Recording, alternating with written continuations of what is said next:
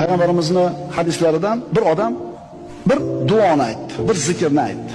Malaikalar haligi bandani aytgan zikrini nechta savob deb yozishlikni bilmasdan Robbisi subhanahu va taologa murojaat qilishdi, iltijo qilishdi. Parvardigor, ana bandang shunaqa bir gapni aytdi, shunaqa bir zikr qildi seni, qancha savob yozishni bilmayapmiz uni daftariga.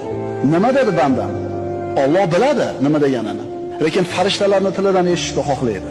Banda aytdi: "Ya Robbi, lakal hamdu kama yanbaghi li jalali wajhika va azimi sultonik." dedi.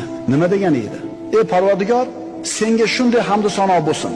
Yuzingning ulug'ligi qanday bo'lsa, saltanatingning buyukligi qanchalik bo'lsa, shunga yarasha hamd sano bo'lsin dedi. Shunda farishtalar qancha savob yozishni bilmay qolishdi. Chunki farishtalar ham bilishmaydi Alloh taoloning yuzi qanchalar ulug', saltanati qanchalar buyuk. Yotib olinglar shu duoni.